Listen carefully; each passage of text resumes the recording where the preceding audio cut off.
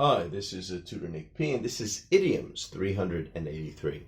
The idiom today is to close the sale. Okay, let's take a look at the board here. Somebody wants a screenshot. Let's get right to it. If someone says that a person closes a sale or closes the sale, so you could either use a or the, it means that one is trying to finalize a sale by getting the other person to finish the purchase. It is usually said when one feels that he or she is close to the end of a sale. And you need to do or say something to get the other person to sign on the dotted line. That's usually the end when they finalize it. There's usually a little dotted line. You get them to sign it, and the deal is done. Okay, let's continue. Some believe the origin may have derived from an old phrase, close a bargain. There is one example of this in Charles Dickens' book, Nicholas Nickleby, in 1838. Here is the quote: "He closed the bargain directly it reached his ears." It reached his ears means he heard about it. But that used to be kind of a common phrase. We said to close the bargain. And maybe that may have just morphed into to close the sale or to close a sale.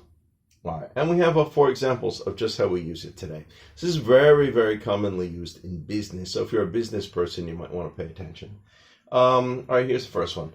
The boss expects you to close the sale by this weekend.